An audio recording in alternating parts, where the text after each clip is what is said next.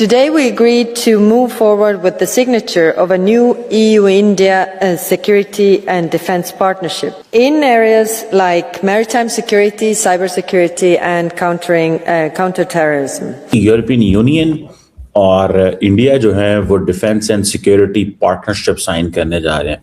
That's a very big development. इससे समझ में आता है कि ईयू के लिए एक तरह से भारत लाइफलाइन बनकर उभरा है और इससे फायदा दोनों भारत और दोनों ईयू को होने वाला है. उनके पास चॉइस ही कोई नहीं थी. और अब तो डोनाल्ड ट्रंप की ताजा गुफ्तगू सुन के लगता है कि उसने इन्हें बताना शुरू कर दिया कि यू पीपल आर, ये NATO is a liability not an asset. India को वो देख रहे हैं अमेरिकन लेंस से कि ये हमारा वो पार्टनर है जिसको हम बर्तानिया और अमेरिका जैसे फ्रेमवर्क में देख सकते हैं. नेटो से ये निकल के ये अपना नेटो बना रहा है, अपना एक कमेटी बना रहा है टू रन द ग्लोब. और ये उन लोगों को इकट्ठा कर रहा है जिनके ऊपर ये प्रेशर डालेगा कि आप अब अमेरिकन कैंप में आ गए. पाकिस्तान आज एक सिक्योरिटी स्टेट है, एक मर्सनरी क्या होता है? किराए का फौजी जो किसी किस्म की इखलाकियात के ऊपर यकीन नहीं रखता, कोई नजरियात के ऊपर यकीन नहीं रखता, जो उसको पैसे लगाता है वो उसके लिए काम करता है. Pakistan is going to get into trouble. अगर इसको ना करते हैं तो डोनाल्ड ट्रंप नहीं माफ करेगा.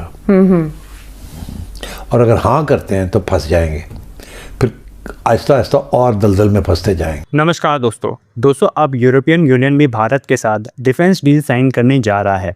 आप सब जानते होंगे कुछ दिन पहले ही यूरोपियन यूनियन के प्रेसिडेंट ने कहा था कि जनवरी को जब वे भारत आएंगी तब वे भारत के साथ फ्री ट्रेड एग्रीमेंट साइन करेंगी. और अब इसको आगे ले जाते हुए यूरोपियन यूनियन भारत के साथ डिफेंस डील भी साइन करने जा रहा है.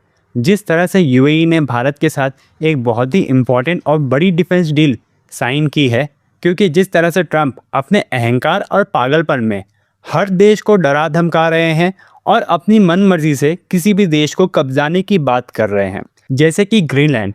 इस चीज़ से अब यूरोपियन यूनियन परेशान हो गया है और ईयू ने अमेरिका के साथ अपने फ्री ट्रेड डील को कैंसिल कर दिया है. अब यूरोपियन यूनियन को भारत जैसा देश चाहिए जो इकोनॉमिकली और डिफेंस में बहुत ज़्यादा स्ट्रांग हो. चलिए इसी पर आगे पाकिस्तानी मीडिया का रिएक्शन देखते हैं, जो इस वक्त ये बोल रहा है कि उन्होंने बहुत बड़ी गलती कर दी अमेरिका के साथ हाथ मिला करके. इंडिया के जो और इंडिया जो है वो defence and security partnership sign करने जा रहे हैं. That's a very big development. इस हवाले से मैं लेट मी ट्राई कि मैं आपको सुनवाऊं what EU high commissioner, EU high representative foreign affairs and security policy जो है काजा कैलाश ने कंफर्म किया है. और इस चीज़ को वो देखते हैं कि जो this is going to be very significant. ठीक है, इसको सुनें. This deal will open markets, remove barriers and strengthen critical supply chains in clean technologies, pharmaceuticals and semiconductors. Second, today we agreed to move forward with the signature of a new EU-India security and defence partnership in areas like maritime security, cybersecurity and counter-terrorism. We will also launch negotiations on a security of information agreement. In a more dangerous world, we will both gain from working closer together. We also intend to conclude a memorandum of understanding on comprehensive framework on cooperation on mobility. अच्छा, अब ये that is significant, बहुत significant है ये. देखिए, maritime security, cyber security and counter terrorism, ये तीन चीजें तो वो बात कर रही हैं कि इसके ऊपर तो हम काम करेंगे. इट मींस कि इंडिया को वो देख रहे हैं अमेरिकन लेंस से कि ये हमारा वो पार्टनर है जिसको हम बर्तानिया और अमेरिका जैसे फ्रेमवर्क में देख सकते हैं. And it's a democracy. That's what the central theme जो है ना, सेंट्रल थीम तो यही है. अब होता क्या है, जब ईयू इतना सारा कुछ कर रही होती है तो हर रोज फिर एक ईयू फॉरेन मिनिस्टर इंडिया बैठा होता है परसों अगर पोलैंड था तो आज स्पेनिश फॉरेन मिनिस्टर बैठे हुए हैं, उससे पहले जर्मन आए हुए थे। तो ये जो ईयू लेवल पे जो टॉक्स हो रही होती हैं, तो वो जारी बात है सारी यूरोपियन यूनियन उसके ऊपर काम कर रही है। तो असल चीज तो यही होती है ना कि भाई देखें हो क्या रहा है। अब now it gives a message that there is a clear commitment within the European Union that they want to strengthen the relationship between कि जी हम दो बड़ी मेजर डेमोक्रेसीज हैं और हमारे ग्लोबल चैलेंजेस एक जैसे हैं।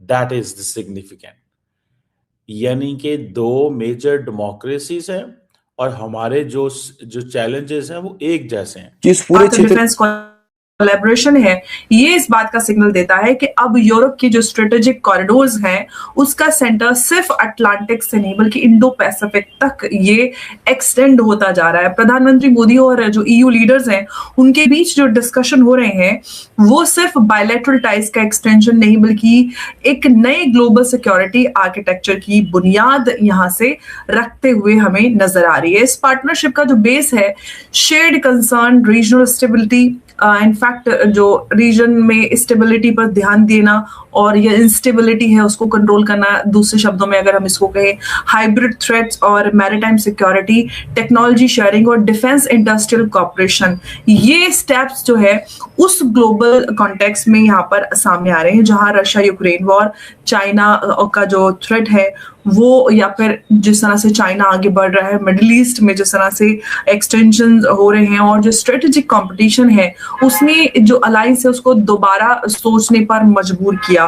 और जब ईयू जिसे ट्रेडिशनल या फॉर्मल हम ये कहें कि स्लो और कंसेंसस ड्रिवन ब्लॉक माना जाता था, इतनी तेजी से इंडिया के साथ जो स्ट्रेटेजिक कोलैबोरेशन में आगे बढ़ता है तो ये सिर्फ एक पॉलिसी अनाउंसमेंट नहीं बल्कि ये एक टेक्टोनिक शिफ्ट यहाँ पर हमें नजर आता है। ग्लोबल स्ट्रेटेजिक इक्वेशंस को यहाँ पर हम बदलते हुए देख रहे हैं। शेयर करें एंड चैनल को सब्सक्राइब करें। मिलते हैं अगली वीडियो में, तब तक के लिए जय हिंद।